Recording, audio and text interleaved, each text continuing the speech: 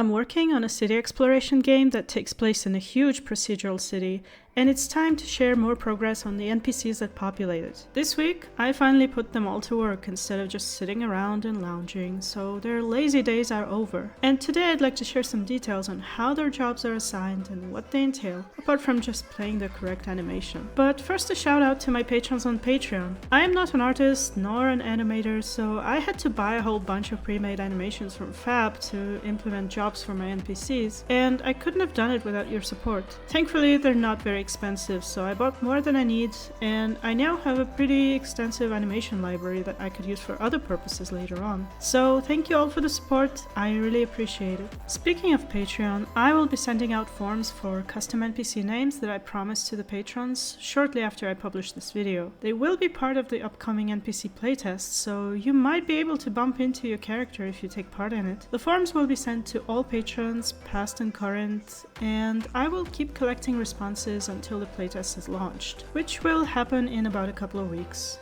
So if you've ever subscribed to one of my paid tiers, you will get it along with the instructions, so stay tuned. Now let's talk about the work behaviors. Up until now, I only had leisure behaviors implemented, which made the NPCs detect nearby furniture items, walk towards them, and either sit, lounge, or sleep on them. I made it work by detecting static meshes with seat sockets on them, and reading their tags to determine what kind of animation is possible on this particular piece of furniture. I initially planned to have a similar approach to the work behavior, mark specific items as workstations and have the NPCs walk towards them, occupy them for a while, and then switch. But detecting sockets for workstations wouldn't really work for two reasons. One, work locations may not be tied to any specific static mesh. For example, cleaners may clean an empty room, as long as there's space. And the second reason is that I also need to have a balance of how many workstations of a certain kind there are in the same interior. For example, some of the interiors are huge and have a lot of desks, but I don't want to mark every single desk as a workstation because I don't really have the population density to fill them all. And I don't want this type of workstation to dominate the occupations of every NPC in that space. Now, maybe it doesn't make sense to have such large offices in the first place if the population density is not high enough to fill them all, but that's a whole different problem. So in order to make my workstation system more flexible, I decided to write a script that generates them for a given interior type just after that interior itself is generated. For now, there are only workstations in the interiors, so all the workers will be indoors. But I might add outdoor jobs later on as well. The interiors can mark certain items of furniture as workstations, but with a limit on the maximum total number. For example, an office interior might mark an office chair as a workstation for office work, but have 10 of them at most. So if there are more desks than that, only 10 of them will be marked for the workers, the rest will be empty. Then I've also added a mechanism for marking an empty area of the interior as a workstation. This is useful for the cleaners, which need space to mop the floor around them. These marked workstations are stored in the interior data and can be accessed by the NPC AI. Each one knows which type of work can be done at that particular location, so when the NPC picks one of them, they know what to do. The rest is handled by a similar behavior tree as the leisure behaviors. When a character picks a workstation, that station gets marked as taken and can't be picked by other NPCs. Same as seats and beds. Right now, I made it so the NPCs will change workstations from time to time, and they aren't particularly picky about what jobs they get to do, as long as they are at the same location.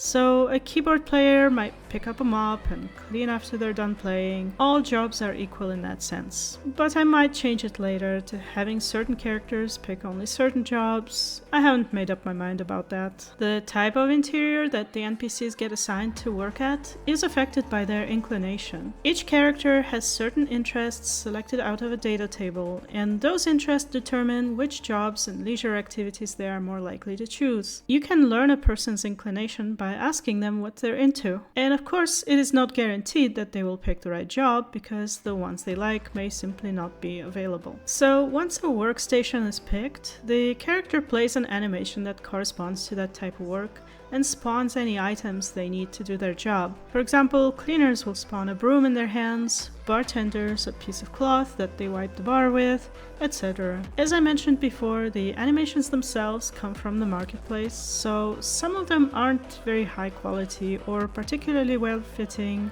but they'll have to do for now. A new challenge I've encountered while implementing these animations was that a lot of the jobs depend on the character's hands being at a certain level from the ground, which is a problem considering the NPCs in Vontra City have different heights. So after a discussion with my Discord community, I've come up with a solution to shift the NPC's root transform downwards for taller NPCs and slightly upwards for the shorter ones, all while letting the foot IK adjust the leg positions.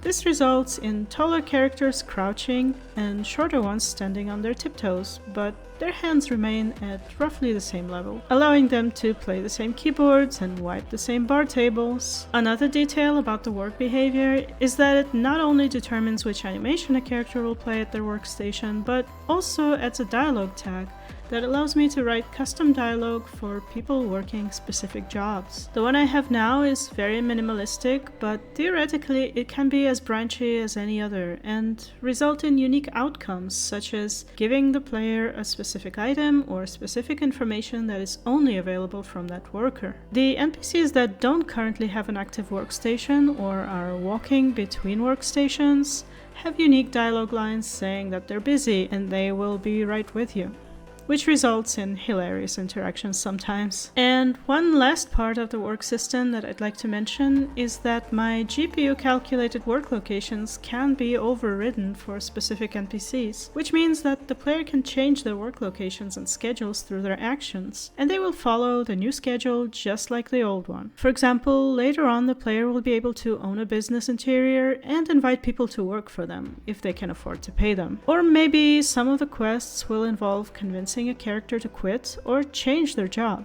This is not implemented yet, but the groundwork is already there. That's it for now, and with that, I am getting back to preparing the NPC playtest. Stay tuned for more updates and stay creative.